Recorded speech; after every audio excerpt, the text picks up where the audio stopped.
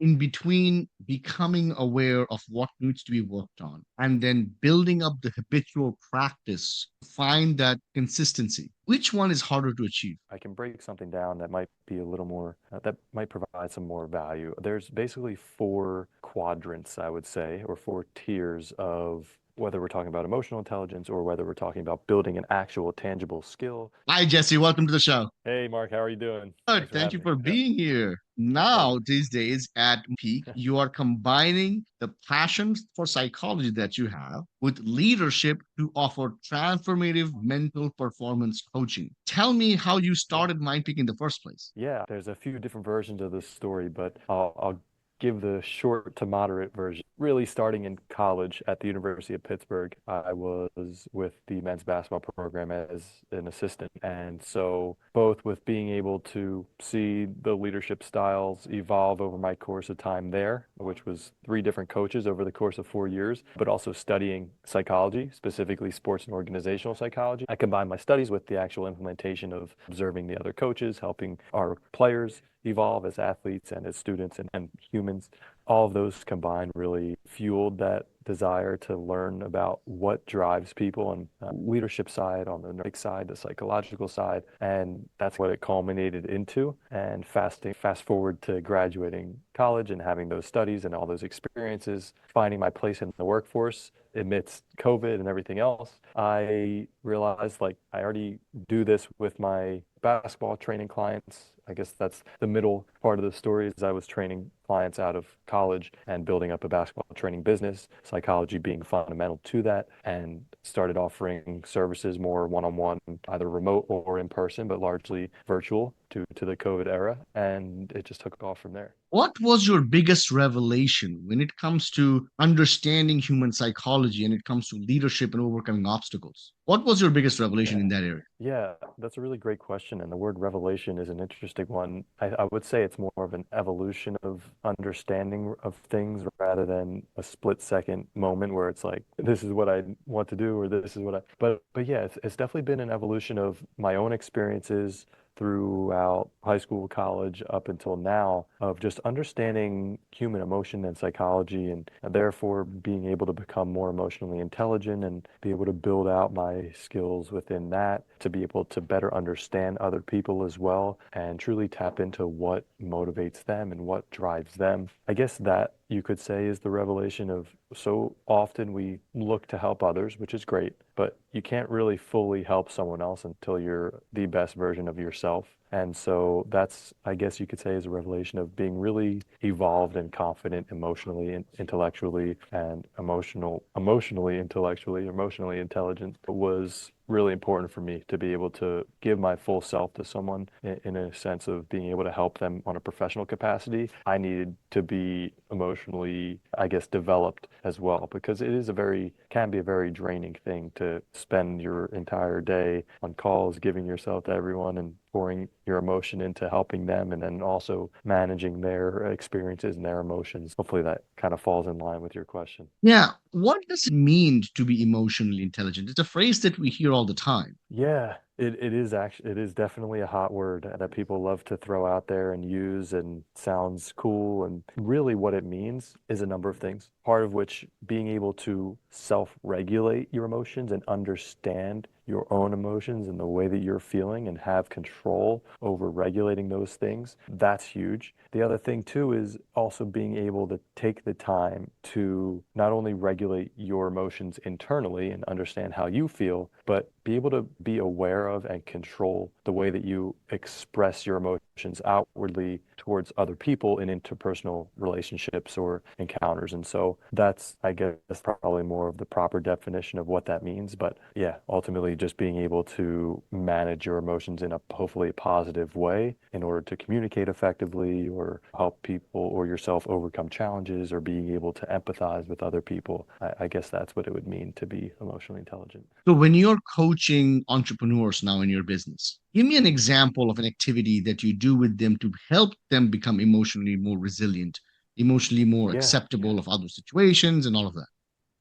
For a lot of my clients, one of the first things that I go to is helping them understand their own personality profiles. And what I mean by that is there's all sorts of tests or profile materials out there. You may be familiar with Myers-Briggs or the Big Five, which is Ocean and all these other things. There's a few variations. The DISC assessment is a very popular one as well. First and foremost, I'd like to go in and issue one of those profile assessments and understand it myself, but then also walk them through and see what their reactions are to maybe how they identify or resist with some things that the personality indicators might be showing. And so that's one way immediately to start to help them improve their emotional intelligence is just bringing awareness to those patterns that they embody that usually is subconscious. And as humans, we're organisms of pattern recognition and associations and things of that nature. So to be able to be first and foremost aware of all of those things is the first clear step. What comes after awareness? Yeah, so that's another great question. So after awareness, you then bring them through the habitual practice of you have awareness, and now you go into what I would call as competence, but I don't mean necessarily competence in the sense of simply being competent and being able to do it, but it's building the habit of competence of being able to change a behavior or shift a pattern or something that might not be the most beneficial to you. And so to be able to shift behavior is the second step after awareness, but that comes with a ton of practice and recurring awareness and consciousness of the things that you do. And for a lot of people that might come through journaling or meditation. Others it might come through the practice of building out proper systems or routines, daily routines and habits to accomplish. That might, for some people, give them a better sense of self and better ownership over their own selves. So it does vary largely based on who the person is. In between becoming aware of what needs to be worked on and then building up the habitual practice, find that consistency, which one is harder to achieve? Oh, yeah, that's something I can't say I have a clear answer on it. And maybe what I could say, I can break something down that might be a little more, that might provide some more value. There's basically four quadrants, I would say, or four tiers of whether we're talking about emotional intelligence or whether we're talking about building an actual tangible skill, especially in the sports background. This applies largely to my athletic clients who are building out skills in a sport as well. There's four kind of quadrants, you could say. There's unconscious awareness or unconscious competence, I should say, which is the things that you can do without conscious thought, or maybe that you're not even fully aware that you can do because you're not conscious of it, but you have the competence. So conscious, unconscious competence. Then What would there's be an conscious example of that? Can you give an example as you describe them? Yeah, so a great example of unconscious competence, and again, there's a few different variables, but one of which could be if you think of, I'm a basketball guy, I'll throw out Damian Lillard or Steph Curry. Like they're guys that they literally unconsciously will go out, make 99.9% of their free throws, have a crazy 3-point percentage. These are skills that they've built up unconsciously to be able to be, or they've built them up consciously, but are now unconsciously able to be competent in those things without too much thinking. It doesn't require a lot of conscious thought and effort to be competent in what they do within that specific field. That would be one example, clearly. Another thing might simply be if you are a pianist or something and you are just so trained that you could be given a song on in sheet music and just play it without much effort. You have that unconscious competence. Another quadrant would be conscious competence, which is something that you are capable of doing, but it requires a lot more cognitive, conscious energy to recruit the skills in order to complete the task. All right, so that might be someone that's practicing the guitar or piano or practicing their free throw percentage. They have to really be conscious of their form or whatever the case is in any given scenario in order to build that competence. So that requires more cognitive energy. The other side is conscious incompetence and unconscious impotence. So that's the flip side. Those are things where either A, you are knowledgeable and conscious that you are not competent in a certain given thing, all right? And then B, you're not even aware. So I forget what I even just said. So unconscious would be you're not even fully aware that you can't do that thing. And so maybe that might manifest in a sense of delusion where someone thinks they can go out and sing and go to a karaoke bar and sing and think they're the best singer ever, but they're really tone deaf and they just are not aware that they are just simply not a competent singer. And then conscious incompetence would be someone that is conscious of the fact that they are not capable of a certain given thing. That's a very powerful quadrant to be in because that's how you can identify the skills that you need to work on. So I would say if at the bottom of the totem pole would be that unconscious that's where you want to get someone out of. You need to make them consciously aware that they are incompetent so that now they can start to build a conscious competence, which requires the conscious level of thinking to be able to build that skill, to then ultimately get to the point of unconscious competence, where now they do everything without recruiting much cognitive energy and they're competent at it. So hopefully that was a good visualization of those quadrants. Yeah. So basically, we go through the awareness phase, and then after the awareness phase, we go to an identification phase and identify which are the skills that just comes naturally to us because we have practiced so much, which are the skills that we are not naturally good at that we need to practice more, those types of things. So let me ask you this question then. So now, so many of us in life, we know exactly what we need to, right? You stuck at a job, you hate it, you need to quit the job, you need to get a new job. You're stuck in a relationship, you hate it, you gotta break up, right? You're in an unfit body, you gotta get fit. You know what you need to do. You're playing basketball and you're missing all your 3 pointers. It's pretty clear what you need to do. But Yep. it's not that easy still. Just because it's simply clear what needs to be done, we can't almost always follow through with it. I love how you called the phase habitual practice. You didn't call it just practice, you called it habitual practice. So tell us the secret now to break into getting these behaviors well under your control that you can unconsciously carry them out. What is the difference Yeah. between the champion who can actually do the things that he needs to do and one that cannot? Absolutely. And you mentioned part of it, which is if you think of the word habits and what that means and habitual natures and things like that, it inherently means that it's something that can be performed without additional thought or cognitive energy. And so to be able to get to that point, it requires that building of habits to where you are so mentally clear on every little piece of the puzzle to where you can repeat those actions or those what we would call habits in the early stages, but are really skills that you're trying to make habitual or actions that you're making habitual. You have to repeat those skills or actions repeatedly, consistently over a period of time in order to make them habitual habits. And that's redundant, but in order to make it, that's what that requires. And so that's where it starts. And to go back, I mentioned clarity. That's a component for me in my coaching is clarity leads to everything good and bad. A lack of clarity means a lack of confidence, means a lack of discipline, means a lot of other things. When you have ultimate clarity on every single action or non-negotiable in your day, you ultimately become more capable of having the confidence that you can perform those actions because you're perfectly clear on what it takes. And if you have the skill to do what it takes and you're clear on it, then you're more likely to actually go and take that step and make that action, which then manifests as you being more disciplined. So really clarity leads to discipline. Lack of clarity is what we would see manifest into a lack of discipline. And that's how you can build skills over time is by maintaining a clear objective over every single thing that you're trying to accomplish. Coming back into the psychology end of things, right? If we take the Yeah. entrepreneurial example, I Yeah. think most entrepreneurs, if we voted on what is something that they hate doing the most, it's like sales calls.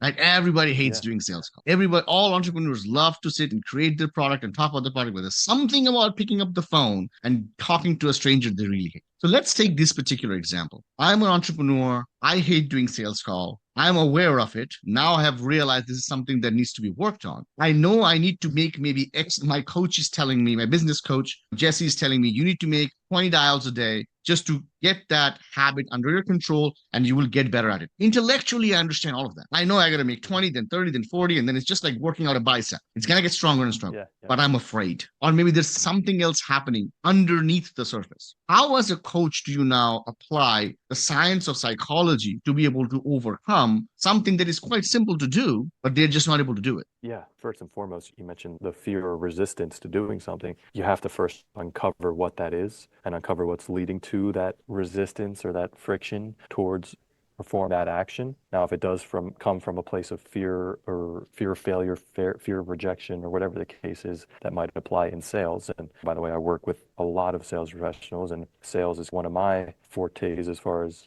the consulting I've done with other companies or the high ticket closing that's a big thing going around now as a career. So something I'm very familiar with, that's a huge component as well. One area where you see that fear of rejection happening is when people are almost dependent on the outcome of converting that in person into a client or whatever the case is, or if it's selling a product, converting that into a sale. When you're dependent on that outcome, you're much more likely to be intertwined and attached to the actual result or that thought of the process of doing it. When you're able to detach and numb yourself to the fact that you don't need that specific outcome, it liberates you and gives you the freedom to be able to just perform how you know in the way that you know how to, and go into a sales call with no expectation of closing it, but rather focusing on the skill of sales, which in my opinion is directly correlated with emotional intelligence as well. I think great emotional intelligence makes you a great salesperson as well, because that is what sales is. Sales is communication. The better you're able to communicate with someone and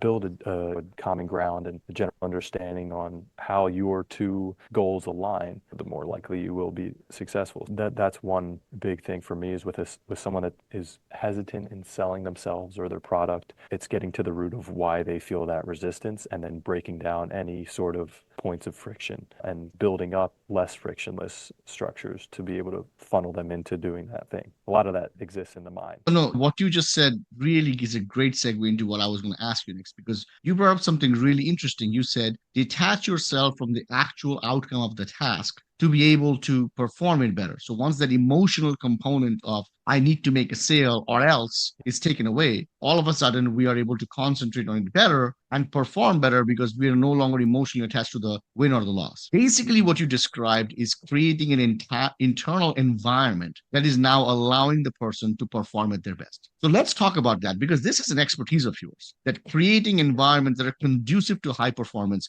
both internally and externally. Tell me your take on this, and what is something that entrepreneurs listening to could take away from this? Yeah, absolutely. As an entrepreneur, if you're looking to really create the optimal environment, it starts one with just making the decision and some follow through. But in order to get to where you want to get to, you need to create the environment that is most conducive to that. I'm curious to know out of the people that you've spoken with, or maybe things like that, where you have found specific people struggling. But something for me, if it's confidence within yourself or your business, then there's all sorts of things that you can do to slowly maintain a bias toward action in being able to build up your confidence. In a sense, some exposure therapy is something that I've encouraged. And what I mean by that is someone that is dreadfully in fear of making a sales call and getting rejected, take the time to sit with them and face that rejection and feel it out for themselves to be able to have something tangible to bite onto and then work with. The other thing too is when it comes to building an environment, anything that you feel resistance to is not directly because of that action or that thing. I have so many examples in my mind and I'm trying to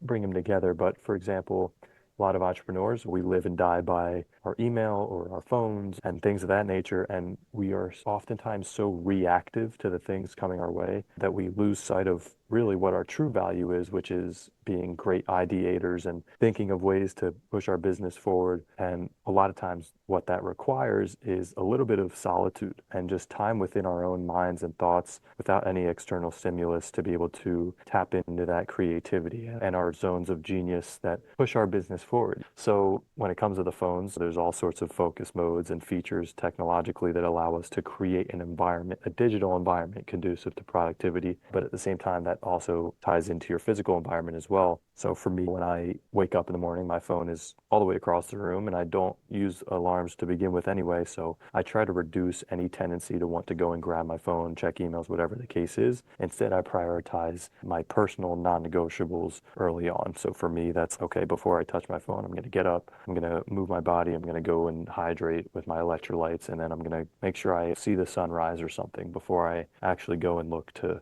get into my phone and open myself up to all those sorts of stimulus that can totally derail me. But yeah, do you have any kind of examples in your mind that you've seen people struggle with that maybe I can answer it that way as well? I mean, in my personal life, there's a lot of disconnect between the mind and the body. They both feed each other. And Absolutely. entrepreneurship is such a stressful journey. That if we are not constantly finding ways to nourish the body, and I just don't mean by food, by waking up early in the morning, walking, swimming, exercising, something, in a proverbial metaphorical way, it's almost like the buildup of toxin that kind of poisons your Yeah. mind. Have you seen that? Yeah, absolutely.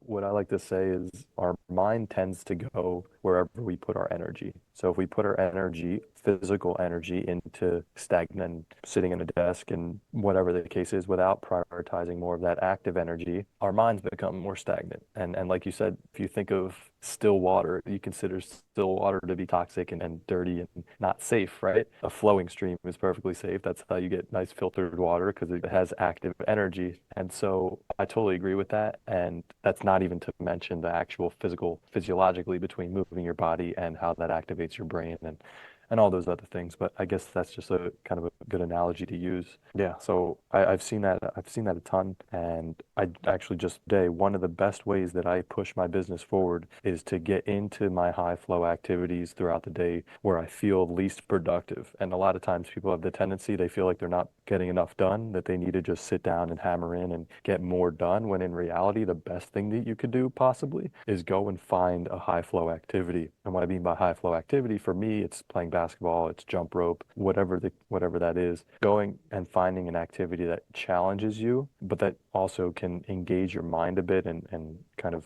prime your brain to be able to tap into its flow state. And so by doing that, you build up that kind of habit, you could say, of being able to get into a flow state to where next time you're going in and you're sitting down to be productive and do some work, your brain is a lot more likely, again, with as long as that you have the proper routines and rituals in place to be able to trigger flow, your brain's a lot more likely to be able to tap into that. So that's a side thought as well that I'll add. No, I love it. I love it. Yeah. You have such a unique blend of experiences, not just from your sports background, but also working for entrepreneurs and then having the psychology bend of things, understanding how human beings really Yeah. work. Let's say I'm listening to this call, I'm listening Yeah. to this podcast. I'm an entrepreneur. I just have been sabotaging myself for a very long time. For what reason, I don't know. But I'm at a point right now where I want to be able, I'm the person who is capable of achieving my goals and dreams. I want to become a different person. What are Yeah. 5 things that you would say I need to do starting today? Begin transitioning into becoming that person. So you could say that these 5 things are all of the 5 things, but if we were to group it into one, the one is to have non-negotiables for your day. You need to, and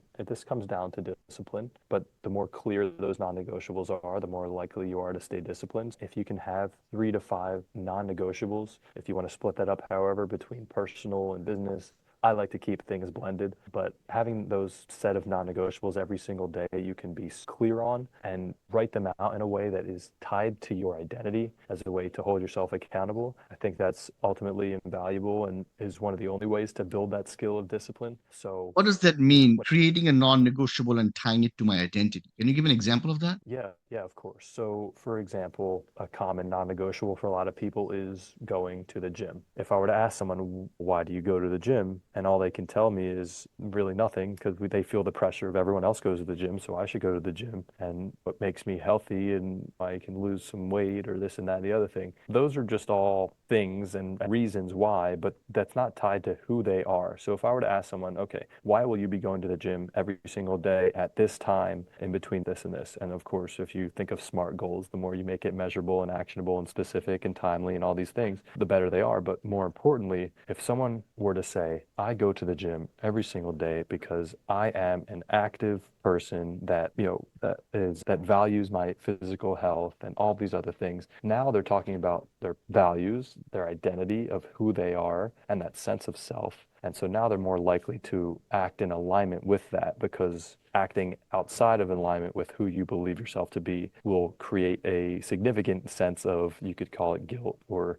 wrongness, which is, I would argue, is partly healthy. If we do things that are outside of our moral compass or our values or things like that, then we will feel guilty about it. We will feel less inclined to do that again. And so that's a good way to hold ourselves accountable. Very interesting. So we talked about those 2 things. What are 3 more? So 3 other things I would say, aside from just the actual focus on the actions that you take, I think it's maintaining the practice and skill of keeping your mind clear. So again, I mentioned previously journaling, meditation. This is something that I certainly can always improve on and continue to try to improve on because I have a million thoughts that run through my mind every day, and I've never been the best at getting them out on paper, writing them down, prioritizing them, keeping track of everything. And I would argue that's a big part of why you see ADHD and whatever manifests itself is it's simply tied to a lack of systems of being able to manage your thoughts. I've seen that for myself, for my family members. That's something that remains constant through us all. So being able to maintain a clear mind, I think, is definitely one big one. And again, that only helps you maintain a bias toward action as well when you're more clear of what you feel like you need to do. So I feel like another two to wrap that up, and just to reiterate, the question was for entrepreneurs that are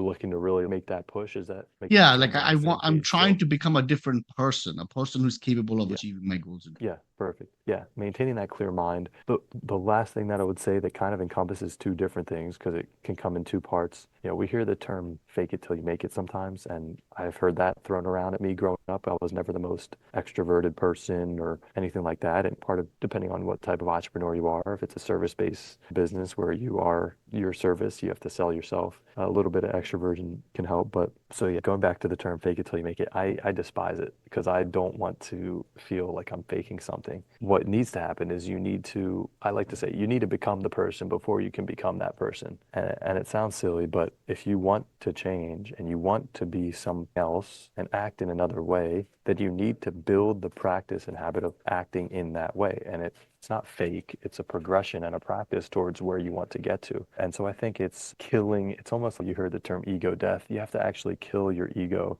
to get out of your own way of being able to become this new person that you want to be. And your ego is holding you back because you have a certain set of beliefs and values as to who you are and that self-identity. The only way to be able to shift from that is to basically minimize that current sense of self and prioritize that ideal self. And for me, I have a whole system of how I help people find this clarity and build their dreams and become new people. And that's through what I call my dream builder, which consists of a lot of things, but namely the four pillars of what that is: idealization, visualization, verbalization, and materialization. And so I guess when I'm talking about becoming that person before you can become that person, you have to commit time each day to idealizing what that ideal self is, taking the time to visualize that as well, not only writing down what it is ideally, but visualizing what it is. And then that other step of verbalizing it in a way that kind of claims that it is true in the now rather than in the future. So if I want to be a more outgoing person, I can't just keep telling myself, oh, I want to be that person. I want to be that person. At some point, I have to make the choice to say, I am someone that greets everyone with proper eye contact every time I meet them, set up all these different things that verbalize and then that final step is to materialize that action by actually going and having a firm handshake and making eye contact and introducing myself to anyone that I come across. Those are a few things there, but I think that was two things just now that I said, but I might have blacked out and No, I answered love that it. one. I love it because what you are talking about is so true. Because we live in a society where almost the tendency is to tell people to just muscle through things. And fake it till you Hmm. make it is just a fancier way of saying muscle through it. But you're not this Yeah. person, it doesn't matter. You do it anyways. What you are talking about is authenticity. What you're talking about is the little bit longer of a process, but a much more reliable, deep, long lasting transformation of slowly becoming the person that you want to be. So I think there is incredible value in this. And the way you put it makes a lot more sense because we've all heard that fake it Yeah. till you make it, right? Hmm. Let me ask you this question. Those who are listening to this and they want to be able to work with you, tell us a little bit about how they Yeah. can find you and what type of work you specialize in so that you can help them on their Of course. entrepreneurial journey. Yeah, of course. Yeah, first off, best way to find me,